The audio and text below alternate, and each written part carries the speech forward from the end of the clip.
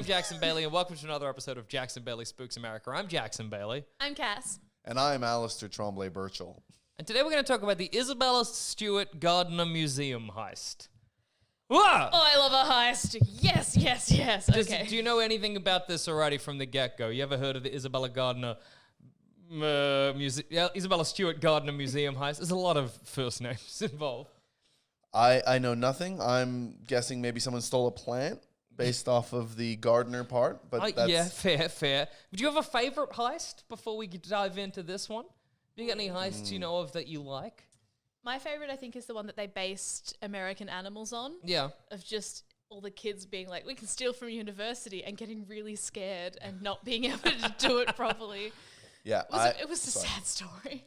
I just have one I've been planning in my head for years about in my local country town where I would block off all the cops from getting, and I would hit all the banks at the same time in a country town. Hey! Yeah. That would roll. That's very like 1920s kind of gangster, like riding through the American. You stop in, Tommy gun, get in your car, keep going. Oh, yeah, but it's just rural. So, like, you know, it's like there's not that many cops around anyway. What are they going to do? When you say you're blocking the cops, does that mean there's one road in and out of the town? And only walls? Because cars can go off-road. I was just assuming all the cops would have their cars in the compound, and I'd put a really thick chain across it. Nothing they can do. Lock up the cops. Yeah, and then they say, we can't drive past this chain, and then you rob the banks. Yeah. Well, it's 1990, March 18th, at the Isabella Stewart Gardner Museum in Boston. There's two security guards working. Randy Hestand and Rick Abath.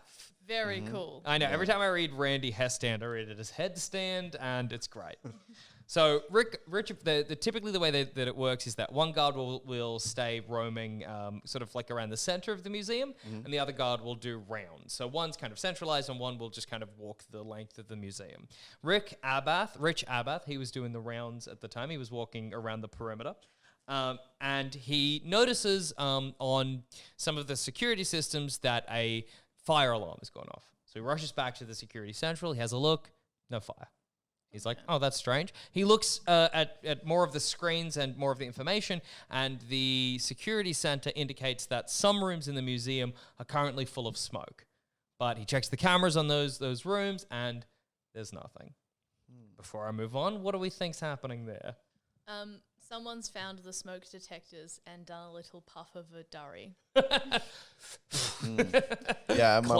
My first thought is vaping.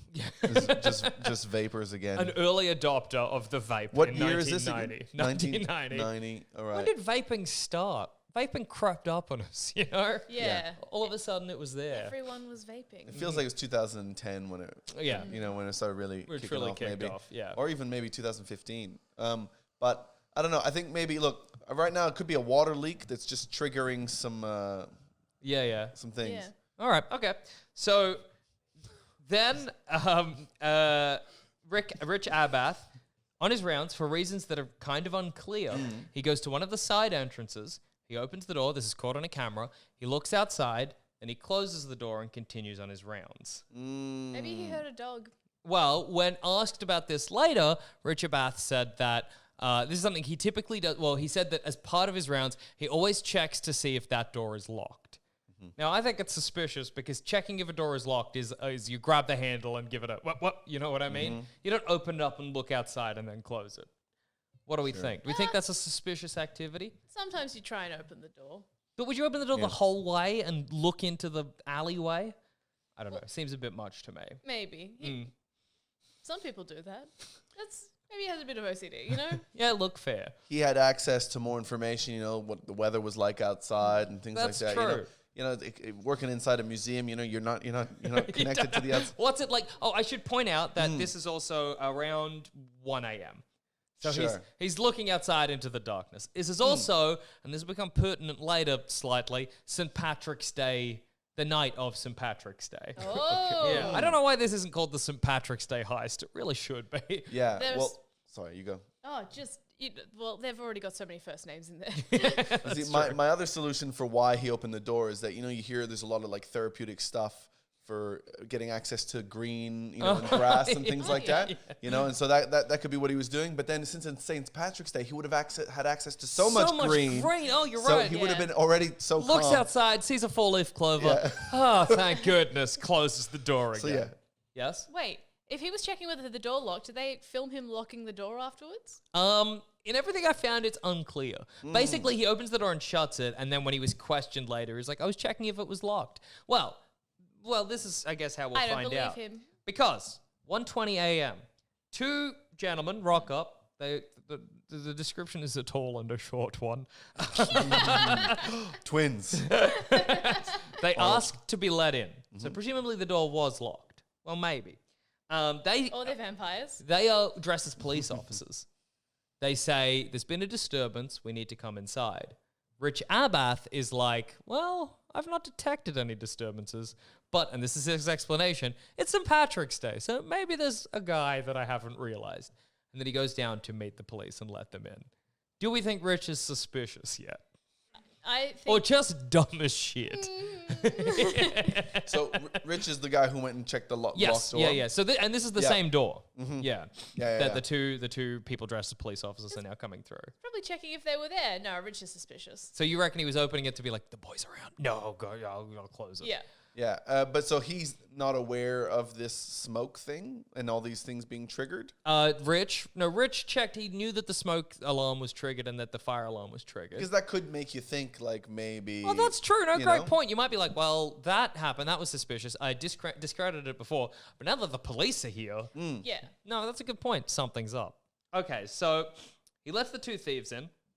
And as he's walking... Spoiler alert. I was like, they were just cops. No, as he lets these 2 thieves in, as he's walking, they're like, we need to go to the security hub. And as he's walking towards the security hub, he notices that one of them has a fake mustache on. He describes it as sort of like a wax mustache.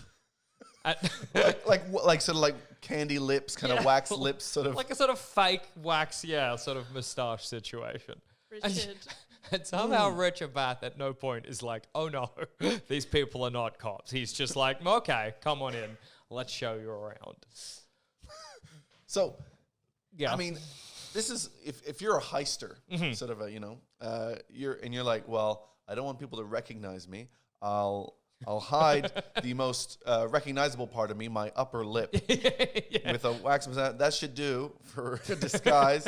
All right, let's go in. What I think is amazing as well is you're coming dressed as a police officer. So already you're in disguise. Yeah. And then you're like, and I'll add it. And also, not both of you, just one of them had a fake mustache. One of them is like, that's not a plan. That's not a group plan. That's one person's plan. As they're getting ready, one guy's like, I'm going to do the mustache. I like to think that the other guy was wearing like a fake chest hair or something like that. Something as useless as a fake mustache, but it just wasn't visible at the time. But he's like, if I take off my shirt later on, people will describe me as a very hairy-chested man. And then if the police ever question me, I'll just reveal my very bare chest. What can they say? Adding hair is the strangest disguise you can do because you can always take it away after the crime. When people are like, we're looking for someone with a moustache, you're also looking for someone with no moustache. Yeah, everywhere they're like, we're looking for a bearded man, or maybe not bearded if he's shaved it, because that's a thing you can do. Yeah. You're better off shaving your head or something. But yes, a wax moustache is an insane decision. Anyway, so the 2 criminals, they are led into the sort of main security hub, and Rich Abath goes to stand kind of like behind the monitors and the equipment. And obviously, I guess he must have looked suspicious because one of the police officers points to him and says, I think I recognize you. I think we have a warrant out for your arrest. Can you step out from behind the control panel? Which Rich Abath inexplicably does. They then tie him up and put duct tape over his mouth and eyes and sit him down on a chair. At that point, Randy Hestand comes in as well. And Randy's like, what's going on here? They do the same to them. They're like, hey, we're going to rob this museum. You're going to be chill with all this. They lead them down into a basement. Now, this is interesting because they didn't ask for directions. They just seemed to know exactly where the basement was. They lead them down to the basement, tie them up to some pipes, and get on robbing. What do we think? what's our thought process here currently? Are these criminals? I think this is the real question of this heist. Are these criminals really clever or really dumb? It's so hard to tell. It sounds like they did a lot of planning, and it's there's it's like an Eliza Scherzinger bit. She does a whole bit about like if you're getting ready for something and someone's late, you end up just putting more on because you're like, I have too much time. And it's like that with the heist. They planned heaps, and then it's like, we should do moustaches. No, we can do more. We could do more for this. Like they're waiting in their car at like maybe 11 p.m. and they see a costume shop and they're like, would moustaches be good? We've got the time, man. Oh, we may as well try them. We're not going to get into like 1:20. Let's do it. There's going to be security cameras. Yeah, I mean, it feels like they're not dumb because at least they're not super dumb because at least they have done this planning. But I guess this part where we're wondering now whether one of the two guys is sort of involved in this. Yeah, well, that is one of the big suspicions is how involved Rich Abath was with this. But it's weird because some of the things, massively suspicious. Opening the door, closing it, and then the criminals coming in through the same door, massively suspicious. Yeah. The criminals knowing exactly where the basement was without being directed or anything, also suspicious. But Rich Abath being like, oh, I guess maybe these cops do know me. I guess I'll get arrested as well. Weird. Although perhaps that was something he was doing to trick Randy Hestand to be like, oh, hey, Randy, I don't know. Who are these guys? Yeah. What's going on? I don't know. He's got a Seinfeld voice. I like to think Randy, is the other security guard. Randy Hestand. That he noticed that Rich loves to open the door every night, and he goes, well, that's going to take any suspiciousness off of me because old Rich here is a bloody door opener. He loves opening and closing doors and pointless and ways. That's great. So like Randy's in it and Randy goes to these two criminals and he's like, I know exactly the door to come through. No, that makes sense because then Randy could set off all the smoke stuff and have Rich be like, why is this? I checked. That's true. But what does that achieve? So Rich is like, there was smoke there. Well, I guess when the police come, the police in quotation marks, Rich can be like, oh, come on in. I guess somebody got in. I didn't even realize. So the two thieves begin to rob the museum. Obviously. But the things they collect are baffling. So, and they also don't really seem to know what they're doing. Can I try and guess? Sure. Dinosaur bones. I wish. It's a lot of art. Okay. So, but not only art. So they take the Storm of the Sea of Galilee and A Lady and a Gentleman in Black, which are two very valuable paintings. But it seems like they don't really know how to get the paintings out of their containers of the glass, so they just smash them on the ground. And when the glass shatters, well, at first they enter the museum, they go to collect one of these paintings, and there's like a little alarm that goes off if you get too close to the art. They panic and smash it with their hands, because they're like, we didn't expect this. Then they take the painting off the wall, are like, we can't get into it, there's too much glass, so they drop it on the ground, and then roughly cut the canvas out with a knife. They do that for both of those paintings. Oh, wow. Ow. Yeah, something about that. There's something so awful. I don't know why, but about someone just roughly tearing out a painting. Oh man, it's bad. It's graphic for some reason. The frame, they were like, we don't want a frame. Yeah, I don't know why. Well, I suppose maybe it's easier to move. Yeah. But instead of taking the whole frame, they just rolled it up and they cut it. Well, and this will become pertinent later as well. A lot of the paintings that they cut out of the frame, they couldn't roll up because they were so stiff with the various paints. So they just had to carry, I guess. They might as well have taken the frames. Yeah. Oh, okay. Well, now I'm more suspicious of Randy because I reckon Randy's like, I can get you in, but I'm only getting you in. You put us in the basement, that's done. My hands are clean, but you have to give me like whatever percentage of the profits. So like that's the agreement they came to. So Randy's like, yep, I get you in the building. I'm going to make it look suspicious. They'll blame the other guy. Don't even stress. They can't connect us. And then they put him in the basement and Randy's like, idiots. They don't know what they're fucking doing. Yeah. So, yeah. No. I loved it so far. They go to get a Rembrandt painting. Oh. It's a famous Rembrandt portrait. They take it off the wall, but it proves too heavy. So they lean it against a wall, and they take one that's another Rembrandt self-portrait, but this one's the size of a postcard. They take that instead. I love these two guys who are like, that one, grab that one. Oh, man, no, fuck that. Take the little one, same difference. I imagine you'd be panicking. You'd be like, no.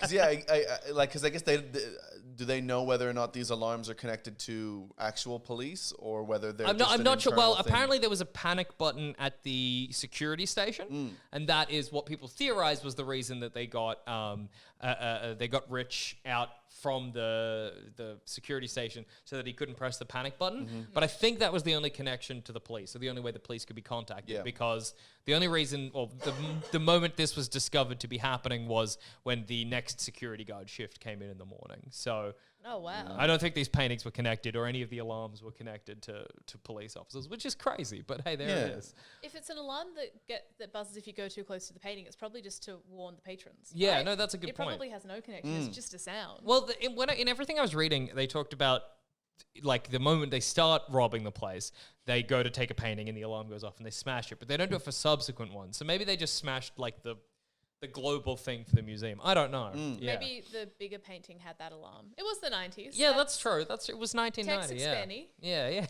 Yeah, you know, all that equipment would have been, you know, it's not like these days where you can just hire a company online. They'll do ads on your podcast or whatever like that. Be super cheap. You know, and I think that also if you just hooked up the regular alarms straight to the cops, then every like teenager that's like, I'm gonna touch this that's a thing great point. would have a SWAT team come in. They'd be like, like that. And you don't want the Nobody police to be like, I'm gonna start ignoring these museum alarms because it's just teens. Yeah.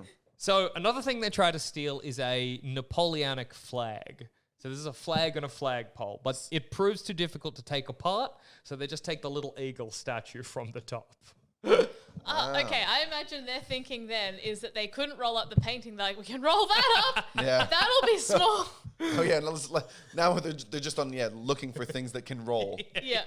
What is little? What can I shove in my jacket? That, I guess. Grab that. They spent all their time figuring out where the basement was, and they spent no time figuring out what they're actually going to take. That's great. It's so funny to imagine them going in and being like, wait, what art is good? What's valuable? Those are a flag. I just can't imagine. I mean, maybe if you're in a panicked state, but I can't imagine being like, I can sell a flag on the black market, you know? No. I mean, look, people will pay for all sorts of garbage. That's true. And so I could see that. I think, you know, I've heard of like flags that are like, hey, this is the American flag that was on the moon. And things like that. That's true. And things like that. So things that you know, people know, just mentally they go, if they think that someone important touched it, they can go like, I'll pay for that. That kind of thing. But I feel like now they're starting to fall apart in terms of where their planning was and things like that. But maybe if Randy or Rich were in some way involved with this, they probably can give you information of locations. That's true. In the thing, but they can't tell you how things were mounted and things like that because that's outside of the. That's a good point. Yeah, they could be like, if you want this Napoleonic flag, they're like, it's in this room of the museum. It's right here, and then. You get there and you're like, wow, I didn't at any point consider what taking apart a flag involves. I don't know. Do you know? I don't know. Cutting some ropes that are looped through the thing. Can you unscrew the pole? Who Yeah. knows? And also, like moving a painting through a museum back to your getaway car, I can imagine that. Moving a flag, so hard to They would have picture. to wear one of those belts with the flag holder thing and just put the flag hole like that and just walk. It'd be very funny if like they managed to get the flag away and the reason that they were caught is like they had to get it kind of sticking in through the back window of their car and waving as they flew. Wait a second. Wasn't that flag in the museum? They also take 16 sketches by a guy called maybe Dendas, I forget. Really not valuable at all. Like sketches no one gives a shit about. They're valuable to us. We love Dundas. And they also take a painting called Ches Tonti from an area of the museum called the Blue Room. Interestingly, the cameras pick up, they had like a motion sensor for each room, and somehow they could tell who was activating the motion sensor. But they don't at any point detect the two criminals in the Blue Room. The only person they detect going into the Blue Room is Rich Abath on his rounds. Okay. But a painting is Ches Tonti is definitely stolen from the Blue Room. They see that Rich didn't take Ches Tonti. Well, all they can detect, I think, and I'm not really sure how this works because I just don't know the technology, but they can detect the footsteps of different people. And they can detect the pattern of movement, I guess. And they can detect that Rich Abath went in there, but the criminals never did. Nobody can figure out the pattern of painting stolen or of art stolen. Some of the things they stole were really valuable. Some of the things were dog shit. There were way more valuable pieces of art in the museum that they just ignored. What do we think was going on? They then collected everything, got in the car. They went back to the 2 security guards and were like, "Are you comfortable? Are you good? We're going." And then they left. Apparently, in everything I read, it's like the 2 criminals made sure that the security guards were comfortable and went. What do we think? Well, I mean, I guess sometimes if you are going to pull off a heist, then you kind of go, I want to make sure that I have a buyer for some of these things. Yeah, for sure. So maybe there's a few of them. They're like, look, I'm probably going to mess up this some of these paintings that you want a little bit. I'm not great with a sort of like with a scalpel or whatever. Such a great way to sell yourself to like a big, like, I don't know, sort of like big criminal to be like, right, I'll do it. I am going to cook it, but I'll do it. I'm letting you know I am not competent, but you will get your art. If you want a hunk of this painting, and you can pay me by square centimeter or whatever like that. That's another thing that they took from the flag is they cut a bit out of it. You're right. Wow. Yeah, they took a hunk of the flag. Wow. Unless they're like, they've got a scientist on board who they're like, I just need a little bit of that flag that Napoleon touched so I can finally bring him back. Oh, they're witches. Huh? They're witches. Okay, great. Witches intent on bringing back famous painters. Like they went to the head of their coven, and the head of their coven was like, we need a piece of old flag. We need varnish from the year 1700 or something. And they're like, art gallery. Like, we need sketches from charcoal caused by a fire, and they find it. They're like, oh, that's the Dendas. Yeah. It's great to imagine like in a year, they're like, well, we figured it out, and it was witches. Another witch art heist. I just can't stop imagining because that is one of the theories, that they were stealing for a collector.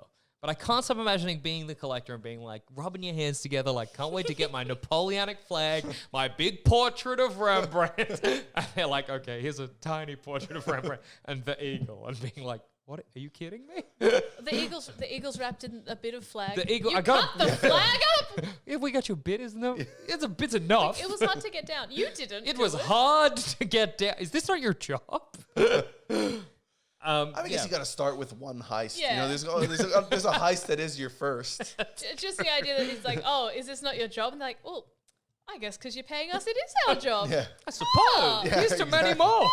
I mean, technically, until today, I was a baker, which is why I thought these hours of heisting were going to be perfect for me, But, maybe I'll go back to baking. It doesn't seem like I'm not a natural. Yeah, maybe this isn't for me. It's great to imagine that the reason they never caught these 2 criminals is they were like, wow, we're not good at this. No. Let's go back to our regular jobs. Yeah. So is our current theory that... Right, the baking part, that would explain why they love rolling things. Oh, that's true. Oh, and how badly they cooked it. Yeah. It's good to imagine one of them rolling up a painting and being like, see? Like a bread. Yeah. I still got it, baby. Who knew so many of these skills were transferable? Oh, that's when he went, I got to go back into baking. This was what I was natural at. At the end, they're like, maybe the real dough we needed was dough. So is our current theory that they were stealing for a collector? What is our current standing? Because I'm about to talk through some theories people have. But what is our current theory each? Personally, I'm tossing up between they were purchasing for a collector and they cooked it, or kind of like you were saying, Cass, it's like a top-heavy heist. Yeah. Where they plan, they're like, we gotta make sure we get in. We gotta make sure we get in to the best of our abilities so nobody knows. And then when they're in, they're like, wow, I never thought I'd get this far. I reckon it's like a kid in the candy store thing. It's like when you're a kid and you're like, if I got locked in the supermarket overnight, I would be doing this for 12 hours straight. And you'd get in there and be like, wait, oh, hang on, I'm going to make a mess. They're going to know it's me. Like, I reckon they were like, as soon as we're in, we're in. If the security guards are handled, no one's watching the cameras. We got hours to just do what we need. And they're like, cool, we have all the time in the world. They get in, they're like, wait, this is hard. I reckon they never thought of it because, like, in their mind, they're like, well, art is protected because there is the security there and all the people are around. Like, someone's going to know if you, like, get too close. The alarms go off, but, they didn't know about the alarms. Jeez. Yeah, top heavy heist. They were like, Randy, you help us out. And Randy's like, I know. I got you. Yeah, I think maybe there's one collector because you can't get into this without, like, you go, I wouldn't know anybody who to sell art to. Yeah. Right? So why would I steal art? But if you know one collector who wants one thing, you go in there to steal one thing, but then you're like, now I'm in the art selling world. Yeah. I'll just get what else I can get. That's clever. So That's like, good. maybe they just wanted, what was it? The Storm on the Sea of Galilee and A Lady and Gentleman in Black. And they're like, well, I've got them. But you're right, we've got ours here. What else is good? And then because those 2 paintings they got, aside from having to smash the alarm, with nary a problem. It was the other stuff that gave them our sake. Yeah. Well, if they got those 2 and they were sort of like, well, we've now made back what we spent. Yeah. We've broken even and we've now transferred to profit. The mustache expenses and obviously these costumes that we're renting. Yeah. Absolutely. Got to pay it back somehow. They cover their own wages as well, emotional toil. Yeah, absolutely. course, yeah. Gas, driving there. Oh, you know? yeah. Oh yeah. Well, that's the the $5 that I was going to pay you for petrol on the way here and Dinner, presumably, on the night of the heist. Should we put it on? We'll put it on. We'll pay it back with the art. Yeah, we need to eat to be able to hide. That's great. It would be silly not to cover it. It's so funny to imagine, like, you get the maid, like, I'm thinking of getting a side. It's like, well, we're doing the heist. So, like, you can afford it, dude. we'll just steal the flag while we're there. We'll steal something, make the money for your side. It'll be fine. So, like, it's just the looking around, the, like, sketches, they're like, that's a sticky day pudding. Let's go. Yeah. And so when they're in there, they go, wait, I thought I can't get the flag down. You go, well, it was only like a side of mashed potatoes, so you only need a tiny bit of the flag to cover that. That's great because that implies that when they get to the collector, they're like, didn't get the whole flag. Yeah. Okay, but here's a chunk of it. Call that like $5. Yeah. $5.50, $5.50, with GST. Yeah, that's nothing. That's nothing, Yeah. and you get a bit of a flag. Yeah. It makes a weird amount of sense because the 2 paintings that they got, the big ones, those were worth a lot of money, and everything else that they got was still worth money, but just nowhere near as much. Like the sketches, they were still, obviously they were in a museum. When I said nobody gives a shit about them, like, You did. Look, the art world might, but they're just not the kind of thing that you can really sell in the black market. Yeah. But you're right. If they're going in there, they get the 2 paintings, and they're like, well, especially as well, if you know a collector, you're like, that collector will know other collectors. I mean, I'm in the world now. I can grab some stuff, and we're going to get away with this. I mean, they just got in. They managed to, at this stage of the heist, they're like, we're successful. The heist is a successful heist. Yeah. You'd ride that. Absolutely. You'd be like, well, I guess I'm successful at everything so far. And especially like if you know one collector who will buy stuff that is black market. Yeah. That means that guy probably has, or woman. Yeah. They have a group of people who they can brag to about these things. Yeah. Who would also be in this kind of dark market world. Because what's the point of having these things if you can't go to someone? Check this out. Yeah, absolutely. Like that's why you want a Napoleonic flag in your backyard over the pool. Is so when people are like, "What's that flag about?" You're like, "Napoleon had that flag." Yeah. Oh, yeah, it's pretty rain damage now from me leaving it out near the pool. Shouldn't have done that. It was real fragile. Oh, it's in tatters now. Just the idea of someone buying all the fancy artwork and everyone going over and then being like, "This is an original." Everyone be like, "No, it's not." Why would they give that to you? No, I bought it. No, sure you did. Off the black market. Oh yeah. Cool. I'm going to tell the cops. So there are some theories. Yes. So in the 80s, there was a Boston crime family called the Rosetti Gang.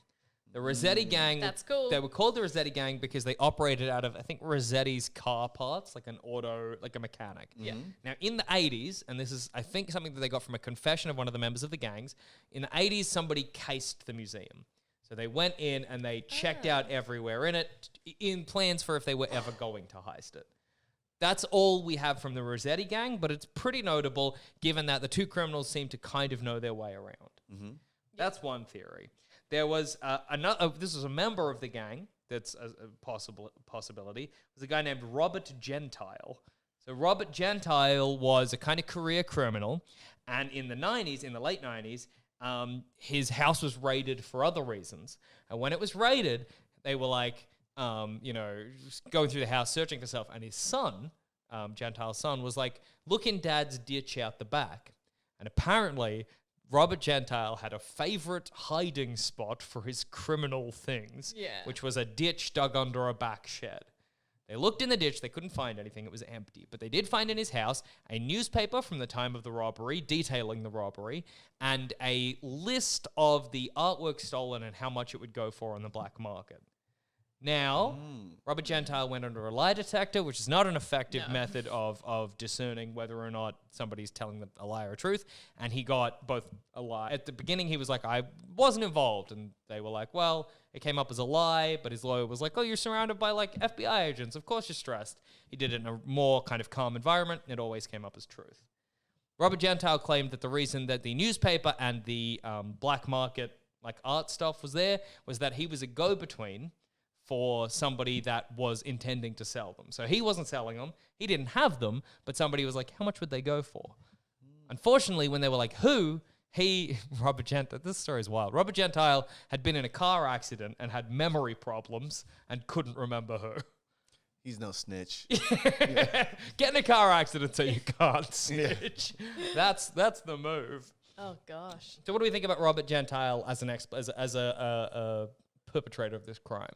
This heist I'm already forming. It seems like it's got like way too many people involved. Like Randy, the two people. Yeah. Maybe someone who knew the Rosetti people who's like, oh, they're like these two guys like, yeah, we want to rob a bank. Like they find a map or something. They're like, it's casing of a thing we could just steal. That's true. They find an art dealer. They find someone who's like, hey, how much do you reckon we can sell this for? We don't want to get ripped off by the art dealer who's doing crimes. True.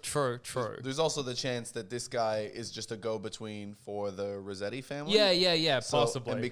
And that's one reason that you don't remember your connections, because they're a family who probably have continued to breed and have not just left the crime world. Absolutely. They're probably still around and you don't want to remember because you want to not go to sleep in a bay. They sold car parts and you were in a car accident. When asked what he kept in the ditch, Robert Gentile said he couldn't remember, maybe motors. I don't know if that helps. That was his explanation. Motors, which are car parts. Yeah, that's true. Rosetti connections. Another possibility is there was a Californian screenwriter named Brian Mcdevitt. Great name. That's got good names in this one. Now, the reason Brian Mcdevitt is suspected is that he had earlier been caught for trying to rob a FedEx van, and the way he robbed, which I don't really understand why, because it's just a mail van, but hey, and the way he was doing that was he dressed up like a FedEx employer. He tried to go, and he had duct tape and to cover the mouths and the eyes, like how the security guards got, but he was waylaid by traffic. And so he couldn't get there in time, and it all fell apart, and they caught him. Now, I like this one because clearly they're like, well, it was like a similar intent, had a similar method, but I like to think they're like, it was similarly incompetent. So maybe Brian Mcdevitt cooked it again. But how did they know he was going to do it then? I think all of like his stuff was kind of planned for it, and they caught him for other reasons. Yeah, right. I can't quite remember. Yeah. It's also the kind of thing where several like career criminals and career gangsters have come forward and been like, I know where the art is. Don't send me to jail and I'll tell you where the art is. And then they never seem to know where it is. One other notable thing is that a person that worked at the museum was approached by someone that was like, I know where the art is and I can sell it back to you. So he went out to this warehouse somewhere, and this roll was taken out. This like roll of like a, what do you call, like one of them tubes? Like a postage tube. Yeah, like a postage tube. And something was taken out of it, a rolled up painting, and he was allowed to take a piece off it to prove that it was genuine. When he went and tested whether or not it was genuine, it did come up as being like a paint from the 17th century or something, around the same time as the paintings that were stolen. But people are like, those paintings couldn't have been rolled up, so we don't know what's happening there. I mean, the thing is that you probably can roll it up. You probably just should. Yeah, it's like, but you have just fucked it up. Yeah. Imagine if that's what had happened. Like they pulled the painting out, it's like, we'll roll it, and it just started crunching. They're like, oh no.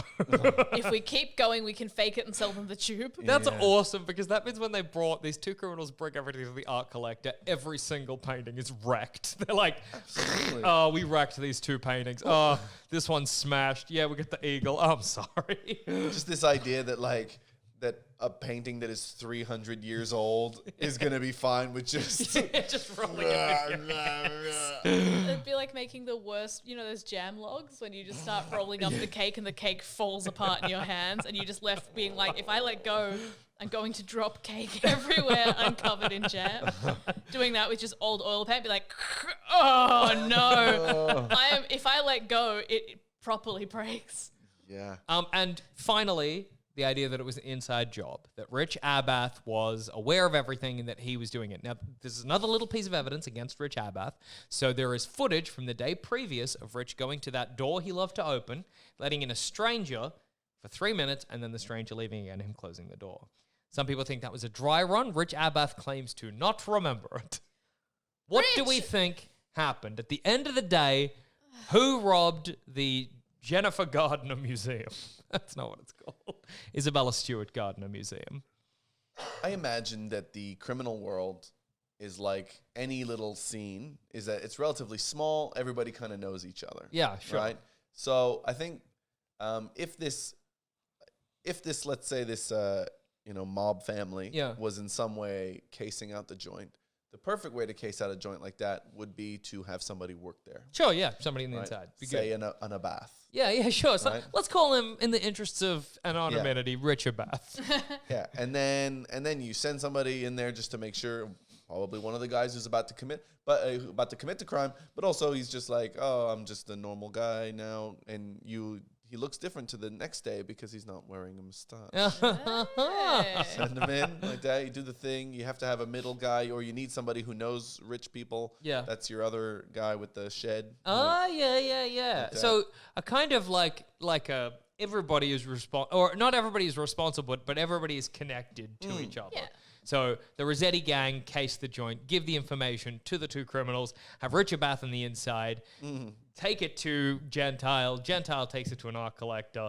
The art collector shows it to that guy. He's like, we wrecked it and rolled it up in this tube. Yeah, and then you have to put it in some warehouse somewhere. Yeah. Somebody has to keep moving it because people keep using it as a bargaining chip to get less time. And you go, Jesus, Mikey, what are you doing to me? You got to move just go to jail, Mikey. I got to move these worthless paintings again. You know they cooked it when they did the robbery. We got to keep them rolled up because we cannot ever take them out of the jars. When you reveal them, you're done. What about you, Cass? What do you think? Everyone in this story has big goober energy. Yes. And I also believe they're connected. So I think the FedEx person got a bit washed up. They cooked it the first time. Yeah. They meet these two young criminals. They're like, hey, I got these maps from the Rosetti family when I was starting out my crime time. I'll teach you how to do it. All you got to do is duct tape the eyes and mouth, and then you're sweet. It's a surefire way. And they're like, so that's okay. That worked when you did it? I've never actually done it. Yeah. But my one point would be to make sure that they're comfortable later on, because I imagine that duct tape on the eyes could be a little bit painful. So before you leave, do it late at night, just because traffic is terrible. So if you do it after midnight, the traffic will be better. You have a better chance of getting it done. Yeah, so he takes them under his wing. They get the thing from the Rosetti family. He's like, I could hook you up with an art dealer. They go and try and find an art dealer. They try and find the art dealer. They find someone else to make sure they're not getting ripped off by a criminal because they're idiots. They go and they get Randy on side. They're like, we've made friends with Randy. Randy's going to get a cut. It's going to be good. They get in there, and that's when the brains stop. They turn their brains off. That's it. They're done. That's when they fuck it up monumentally. Doing is hard. There's only so many things you can plan for. It's true. And I can imagine how excited you'd be preparing. You'd be like, we're in. It'll be easy. You've seen them roll up paintings in movies. You're like, we'll roll up the paintings. We can just lift it off the edge. Oh, no, it's too heavy. Yeah. Oh, no, we cooked it. Yeah. I think I feel like similar, like everything is because something that a lot of the articles I read brought up is they're like, none of these paintings have ever been seen in the black market. So, obviously various like federal agencies, they have an eye on the black market for stuff like this comes up so that they can swoop in and grab it. But it never has, and nobody's ever come forward. I mean, a lot of criminals have said they know where it is, but nobody's ever come forward with its location, or nobody's ever been caught like owning it, which seems to imply that it was never sold to a collector. So the idea that in the 80s, the Rosetti family cased the joint. That information gets to two criminals who were like, well, let's rob it. They deal with Rich Abath. Now, Rich Abath, I forgot to mention this, he was like a bit of a stoner, a bit of a wastoid. So maybe Rich Abath is just like, whatever, man, I need the money. Like, hell yeah. Rich Abath gets in on it. They rob the place. They cook it. And the reason it's just never come up is that nobody wanted it. Like, as in, the art pieces are in a ditch somewhere because they wrecked the heist so monumentally. I think it's great, this one, because it's like I said at the start, it's like they got away with it. but they still fucked it up. You know what I mean? They're coming out at a net zero. Yeah. Nothing. They may as well have sat at home. They are, in many ways, the luckiest criminals in the world, because if they had been caught, like, they would have gotten away with nothing. They can save face now and say, we robbed the Isabella Stewart Gardner Museum. Yeah. They don't have to say, we robbed the Isabella Gardner Stewart Museum and got nothing out of it. You know what I mean? Unless they had one buyer for one or two things, and then so it didn't have to go into the black market. So then they just managed to sell those things, and they go, all right, the rest of this stuff, look, we'll cut our losses. Yeah. We'll roll out, put it in that warehouse. I like to imagine that there were several, up until I think 2017, there were several rewards offered for information, which also makes it interesting that nobody ever came forward. With the highest, I think, being 15 million. Which it's one of the highest rewards ever offered for stolen art. Wow. And there was it was till the end of 2017, and after that they were calling it. So nothing happened. They called it. You can't, if you know where it is now, don't bother. You won't get anything for it. Yeah, it's a long time. They wanted this art back, and that was all offered by the museum. Oh man, why was I bringing this up? I got lost. I got lost in what I was saying. But yes, it's a very notable heist. It's very interesting to think about. Yeah, no, that's what I was going to say. So I like the idea that they do catch them, because that top of the flag that they took off, they turned into a hood ornament. That's hood ornament, flag flying, when you have a tiny flag on the front of your car, and it's the little chunk of the Napoleon flag that they took out. Because some of you couldn't sell it, you would be like, well, I'll put it up. I'll put it on my car. I gotta do something with it. That's it, because that's the criminal mind, right? It's like you go, oh, I'm doing this because I can make way more money than working a shitty job. Yeah. And so there's also a status that comes with it. You go, I'm living this high life and things like that. And then suddenly you've got this thing that you can't sell, but would give you a lot of status because it's a Napoleonic thing to have the wherewithal to be like, no, we won't put it out there. They don't got that. Yeah, absolutely. To be like, no, I'll just put it on my shelf. No, it's going on your car, and you're finding every opportunity to bring it up. Yeah. So yeah, what an impressive crime. I think it's the kind of thing that will be solved eventually, but it's been so long that it'll just be like a footnote. Like on Wikipedia, there will be solution. It'll be in 2021, information was found by the Rosetti Gang to indict these people. Well, okay. Yeah. So our final decision for who robbed it, that it was kind of everyone. A murder on the Orient Express type situation, but for a heist. Yeah, it's just a small criminal scene. Yeah. Everybody's kind of connected. Everyone's doing a little bit of something like that, but everybody's managed to keep enough of their fingerprints off of the thing so that nobody ever got busted. Yeah. I think you're right. So many goobers that no one could really even comprehend what was happening. You could genuinely ask someone, they just might not know. No.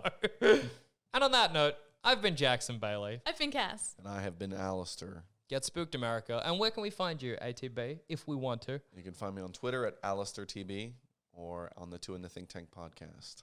Hell yeah, check it out. Goodbye. Goodbye. Bye.